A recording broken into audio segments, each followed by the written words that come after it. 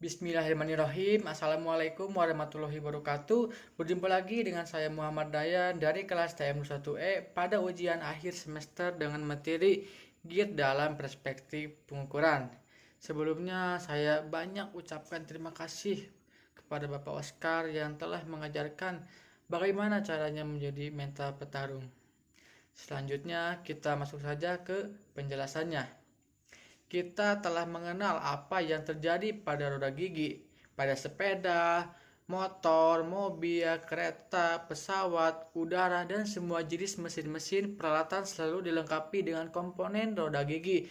Dengan adanya komponen ini, maka sistem mekanisme mesin dan motor dapat bekerja sesuai dengan fungsinya. Semakin tinggi kualitas produk, maka memerlukan perlengkapan roda gigi, maka semakin tinggi juga presisi pada roda gigi yang harus kita buat. Nah, untuk dapat membuat roda gigi dari kualitas yang rendah sampai yang tinggi, tentu tidak bisa lepas dari salah satu faktor dalam proses pembuatannya, yaitu proses pengukuran. Dalam kaitan ini akan kita singgung alat roda gigi, bagian-bagian gigi yang perlu diukur dengan bagaimana cara pengukurannya.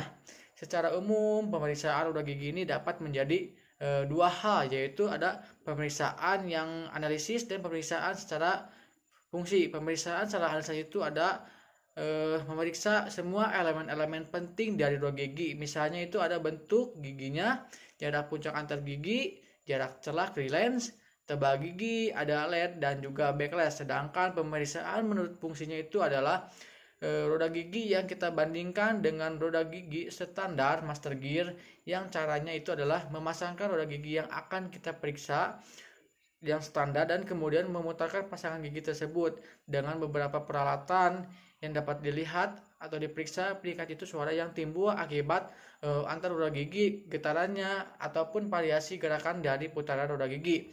Bagian-bagian penting roda gigi yang kita perlu ukur antara lain itu ada yang pertama, ukuran dasar roda gigi yang menyangkut diameter luar, diameter lubang, ketidakpusatan, ada luar terhadap lubang, lebar gigi, dan goyangan aksia dari masing-masing muka gigi.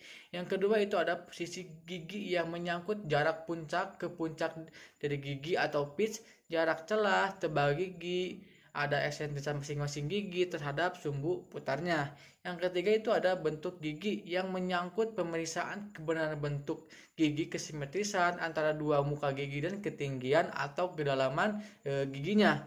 Yang keempat itu ada pasangan roda gigi yang menyangkut jarak pusat dari roda gigi yang satu ke pusat roda gigi yang lain atau backlash, dan pemeriksaan roda gigi dan pemutaran pada waktu dipasangkan dengan roda gigi yang standar. Nah, sebetulnya juga untuk pengukuran roda gigi tidak semua disebutkan di atas itu harus diukur, kecuali untuk keperluan penggunaan roda gigi dengan ketelitian tertentu sesuai dengan tujuan yang kita inginkan atau giginya itu. Beberapa cara pengukuran roda gigi. Nah, seperti hanya pada pemeriksaan ulir, maka pada pemeriksaan roda gigi ini juga harus perhitungan-perhitungan tertentu, terutama perhitungan dengan trigonometri yang telah disinggung di muka besar mengenai roda gigi lurus atau sepuluh gear.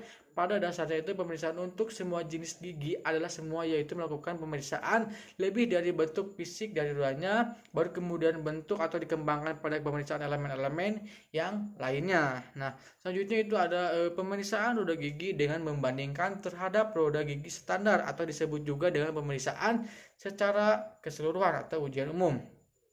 Sedangkan pemeriksaan elemen-elemen roda gigi disebut itu juga istilahnya itu ada individual atau individual test. Nah, yang pertama itu ada membandingkan roda gigi dengan roda gigi yang standar atau uji umum. Nah, salah satu alat yang bisa kita gunakan untuk memeriksa roda gigi secara keseluruhan itu atau membandingkan dengan roda gigi yang standar itu adalah ada Parkinson gear tester. Yang kedua itu ada pengukuran elemen roda gigi secara individual atau individual test. Dalam pemeriksaan elemen-elemen ini, titik berat pemeriksaannya biasanya itu terletak pada pemeriksaan diameter pitch-nya. Nah, dengan pemeriksaan diameter pitch-nya ini, secara tidak langsung juga akan memeriksa diameter luarnya, diameter dasarnya, jarak puncak antar gigi, tebal gigi, terus ada eksentritas dan tinggi giginya. Nah, selanjutnya ke berbagai macam pemeriksaan pada roda gigi. Yang pertama itu ada pemeriksaan eksentritas roda gigi. Nah, itu untuk pemeriksaan eksentritas ini atau ukurnya itu sederhana yang kita bisa digunakan antara lain ada jam ukur, kawat, ada blok V. Dengan alat sederhana ini kita dapat ketahui ketidakseimbangannya dari roda gigi yang penyimpangannya itu dapat kita ketahui dari jarum penunjuk jam ukur setiap kali diputar penyimpangannya itu sampai semua daerah lingkaran selesai diperiksa. Nah, selanjutnya ke yang kedua, ada pemeriksaan tebal gigi. Untuk mengukur tebal gigi itu dengan alat ukur dengan namanya itu ada Mr. Insert atau roda gigi Gertrude Fever. Ada beberapa cara bisa dilakukan untuk memeriksa gigi tebal, antara lain pengukuran tebal gigi pada garis pitch, pengukuran tebal gigi pada constant chord, pengukuran tebal gigi dengan metode Bestangen atau Bestangen method. Yang ketiga itu ada pemeriksaan jarak gigi atau pitch. Nah, cara yang paling sederhana itu memeriksanya dengan dari gigi ke gigi ini adalah dengan menggunakan dua buah jam ukur disebut diagog. Nah, selanjutnya ke terminologi gear. Yang pertama ada diameter pitch, itu ada banyak gigi untuk setiap 1 inci dari diameter lingkaran pitch. Pitch ini diameternya itu hanya merupakan harga hipnotis saja, yang harga tidak bisa diukur, akan tetapi pengertiannya itu sangat penting untuk mempertimbangkan proporsi jumlah giginya. Selanjutnya itu ada modul.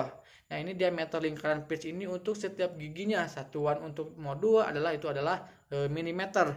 Yang ketiga itu ada circuit pitch. Nah, jadi ini jarak busur yang diukur pada lingkaran pitch. Jadi salah satu sisi gigi ke sisi sama gigi yang berikutnya. Yang keempat itu ada addendum. Itu adalah jarak radia dari lingkaran pitch sampai pada ujung puncak dari giginya. Yang kelima itu ada clearance atau kelonggaran. Nah, jarak radia ini dari ujung ke puncak sebuah gigi itu satu ke bagian dasar dari gigi roda gigi, yang lain untuk suatu pasangan roda gigi. Yang keenam itu ada dedendum, itu adalah jarak radia dari lingkaran pitch sampai kepada dasar dari giginya. Yang ketujuh ada diameter blank, itu adalah jarak yang panjangnya sama dengan diameter lingkaran pitch yang ditambahkan dengan 2 tambahan. Selanjutnya yang ke-8 itu ada ketebalan gigi. Nah, itu adalah gigi yang diukur pada lingkaran pitch dari satu ke sisi yang lain pada gigi yang sama. Ukuran itu tebal giginya bermacam-macam.